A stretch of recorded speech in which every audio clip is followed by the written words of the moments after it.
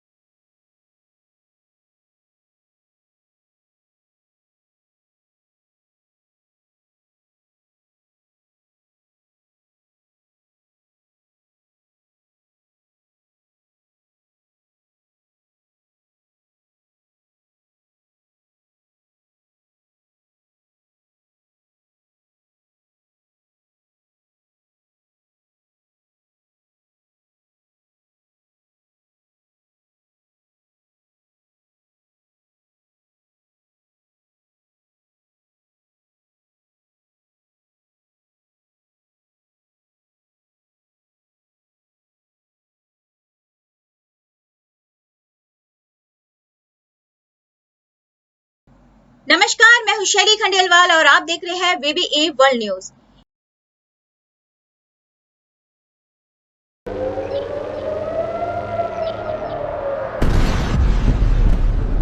नमस्कार, मैं हूं शैली खंडेलवाल और आप देख रहे हैं VBE world news.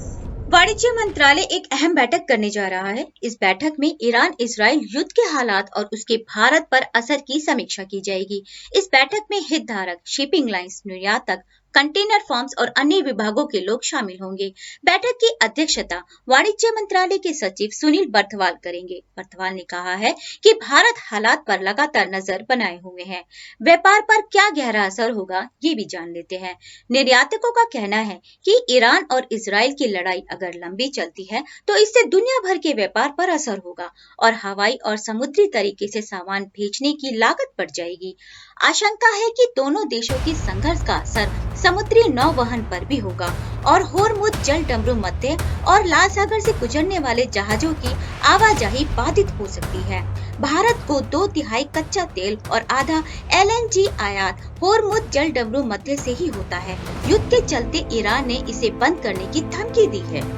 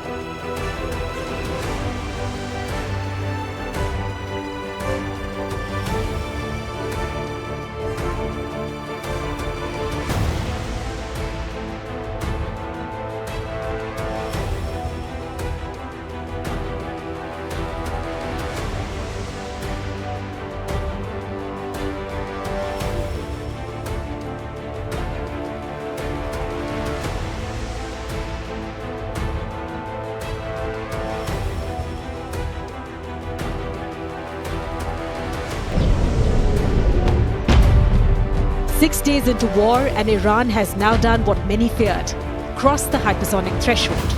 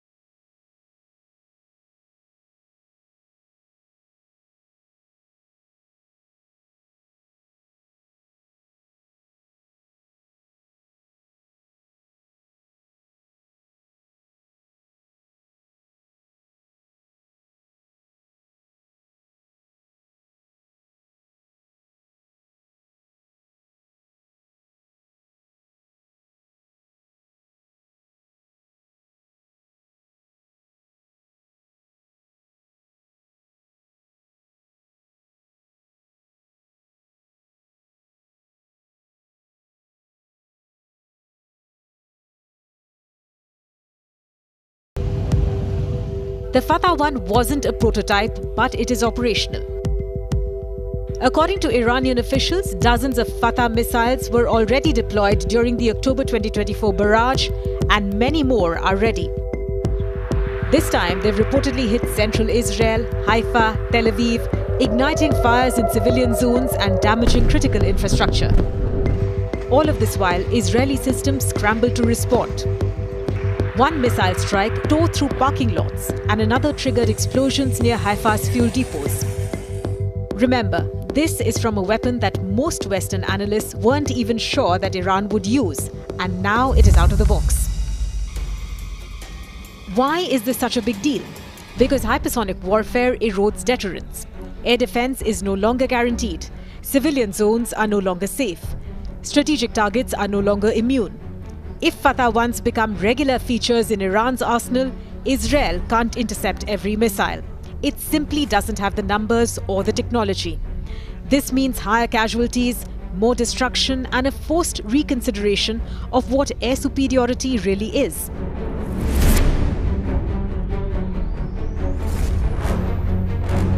Israel isn't sitting idle. Mossad has sabotaged Iranian radar.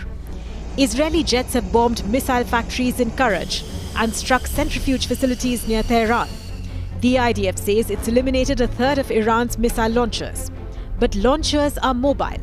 Iran is massive, and the strikes have only slowed but not stopped the barrages. Even as Israeli jets fly over Tehran, Iran continues to launch what is the true power of hypersonic deterrence.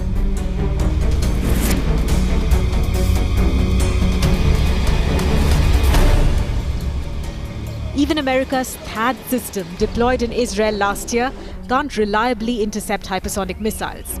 Neither can the Aegis destroyers patrolling the Mediterranean. Because even the most advanced current interceptors were built for predictable arcs, not intelligent maneuvers at Mach 15. Until now, only Russia, China, and India had operational hypersonic missile capabilities. With Fatah-1, Iran joins that club and uses it in active war.